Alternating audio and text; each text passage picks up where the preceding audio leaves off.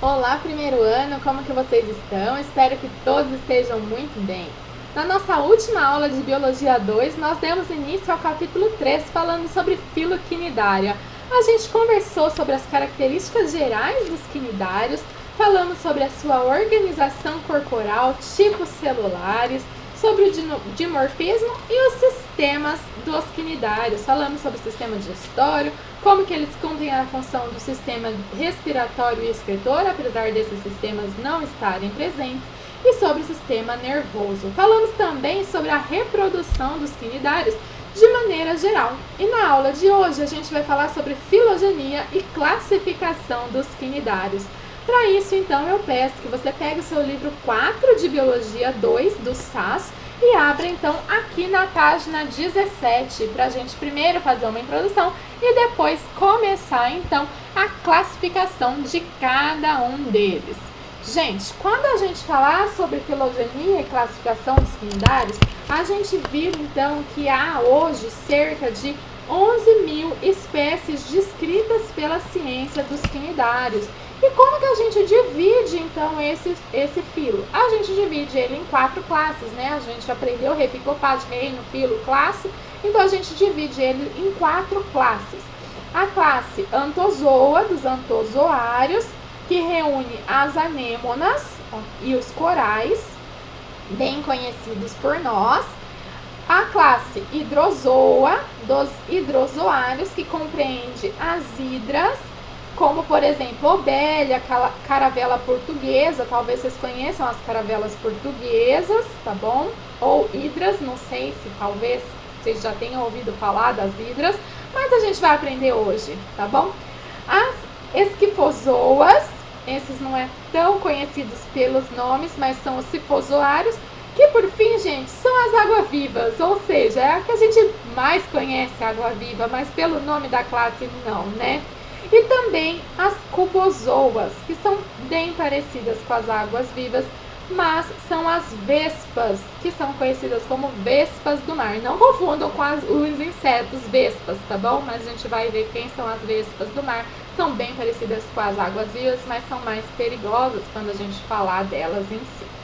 E daí, para determinar as classificações, né, as relações filogenéticas entre os táxons, gente, a gente já sabe como que isso se baseia.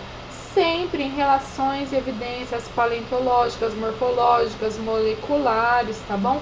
E tudo sugere, então, que a classe das anêmonas e dos corais sejam as classes mais antigas. Então, virem aqui na página 18, vejam que bonito esse ecossistema aqui, ó, com corais e anêmonas no mar, que lindo que é, né? Eles realmente são muito importantes, formam um ecossistema à parte, infelizmente, por causa da ação humana, sabemos, né, que os recifes de corais estão sempre ameaçados de extinção.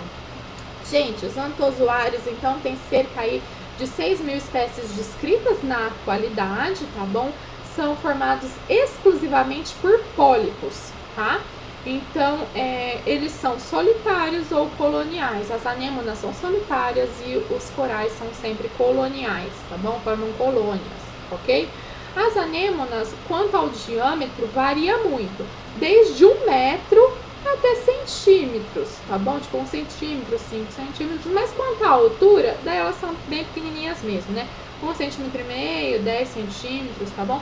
E tipicamente a gente vai ver sempre um disco oral com os tentáculos ao redor. Gente, todo mundo conhece uma anêmona do mar, creio que todo mundo já assistiu Procurando Nemo e viu as anêmonas, né, bem bonitinhas. Elas são sempre bem coloridas, elas habitam águas costeiras, águas profundas, né, e daí então são bem bonitas, azuis, laranjas, vermelhas, brancas, né, e os outros representantes são os corais. Gente, os corais, eles têm tentáculos bem curtos, e por isso que às vezes a gente até fica assim, gente, aonde eu classifico corais? Como assim? Corais são animais também? Como que corais são quinidários? Eles têm os tentáculos bem curtinhos, né? E por isso muitas vezes eles são até confundidos, né? E a gente até pensa assim, nossa, como que corais são animais? Sim, corais são animais com tentáculos super curtos, tá bom? Ele é sim um pólipo. E ele requer água a 20 graus Celsius ou mais para sobreviver. Então, águas mais quentes. e por isso que eles são tão delicados, gente. Ele tem uma estrutura mais rígida de calcário, tá? E apesar deles representarem um dos ecossistemas mais produtivos do mundo, os recifes de corais são localizados em águas pobres de nutrientes. Por isso, se eles estão em água pobre de nutrientes e são os ecossistemas mais produtivos do mundo, eles são um local onde tem uma ciclagem de nutrientes muito boas. E por isso que ali eles atraem diversas espécies de animais que vivem só naquela região e não ao redor, formando então ecossistemas únicos no mundo. E quando eles estão ameaçados por causa dos fertilizantes, por causa do aquecimento das águas ou por causa do resfriamento das águas, por causa da poluição, a gente está prejudicando ecossistemas que não existem em outros lugares no mundo, tá bom? E também porque o pH do oceano vem reduzindo e isso dificulta a formação da estrutura calcária dos corais, que é necessário para a sobrevivência deles. E se não tem essa estrutura calcária, não temos mais corais e não temos todo esse ecossistema, tá bom? Os antozoários se reproduzem de forma tanto assexuada quanto sexuada. Não tem alternância de gerações, obviamente, né, já que eles só têm pólipos, ok? Eles formam uma larva livre natante, a plânula, ela vai nadar, vai se fixar e formar um novo pólipo, ok?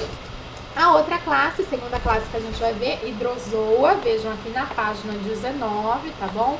Gente, essa classe é a única que tem representante tanto de água doce quanto água salgada, né? Comentei na aula anterior que tem alguns representantes de água doce. Nessa classe aqui, hidrozoa. Gente, essa é uma classe bem mista, tá bom? Por quê? Porque tem espécies só com a forma medusoide, tem espécies só com a forma polipoide e tem espécies que fazem alternância de geração, tanto forma de medusa, tanto forma de pólipo. Então a gente fica meio confuso aí, a gente tem que dar vários exemplos para vocês. Vamos começar com o exemplo da obélia, que é uma espécie marítima. Então começamos aí com o ciclo da obélia, que faz alternância de gerações. Então vamos ver e relembrar um ciclo de alternância de gerações. Vamos começar aqui com a medusa macho, a medusa fêmea. Então se tem medusa macho e fêmea, elas vão lançar seus gametas na água, fecundação, zigoto 2N, larva, plânula, livre natante. Olha só, se fixa em um substrato, faz então, vai nascer, né, formar então um pólipo, certo? Gente, se aqui foi reprodução sexuada e alternância de gerações, pólipo vai ter que fazer uma reprodução assexuada, tá bom? Como que é essa reprodução assexuada?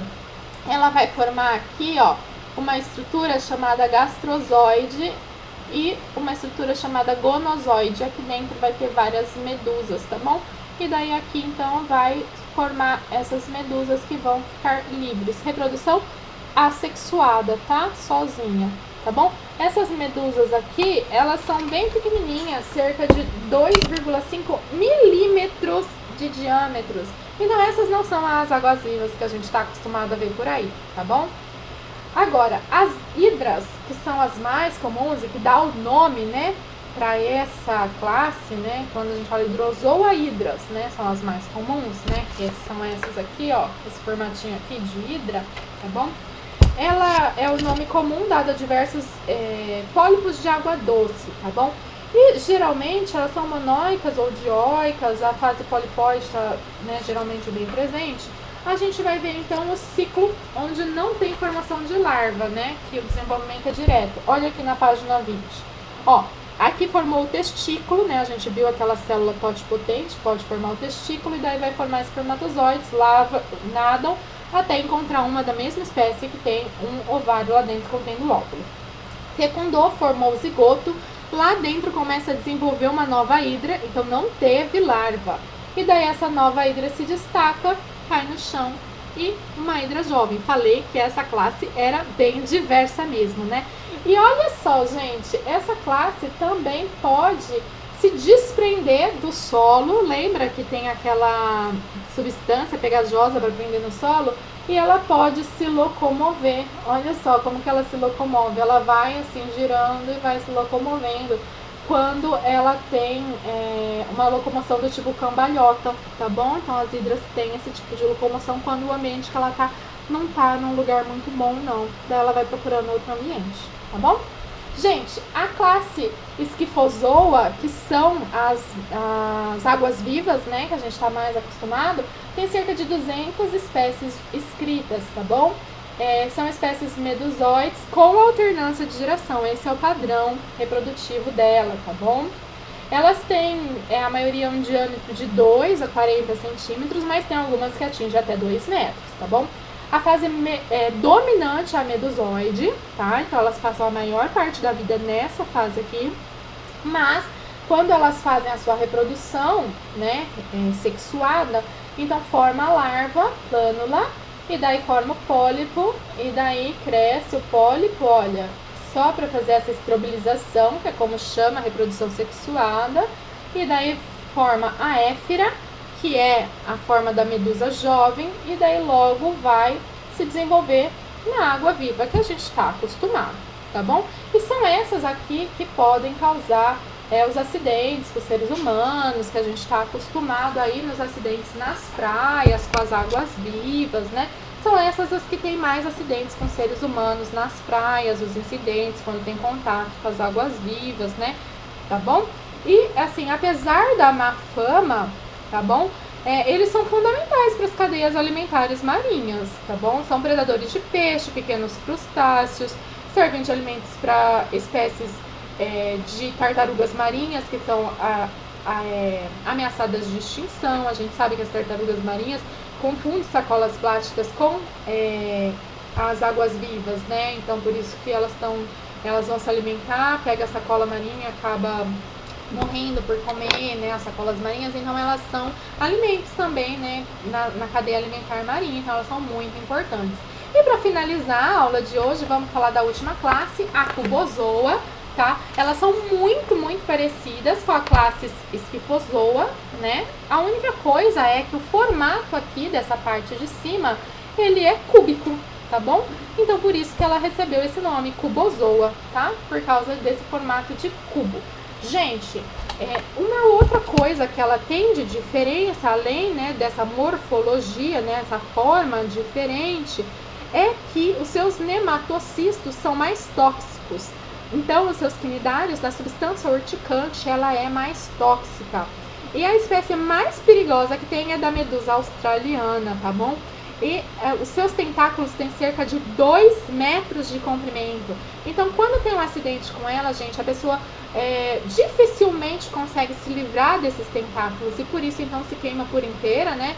Então, lembra que eu falei que depende do tanto de contato que você teve com a substância? Então, acaba se queimando muito e daí pode ser um acidente fatal. Essa é que é a questão, né? Então, por isso que os ferimentos geralmente são letais quando causados por essas medusas, tá bom?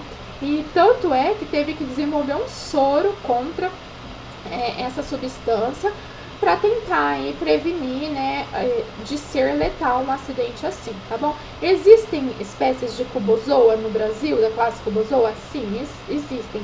Mas não é tão, essas espécies não têm essa substância urticante tão letal quanto as espécies australianas, tá? As espécies australianas são as espécies mais letais que a gente encontra no mundo, tá bom?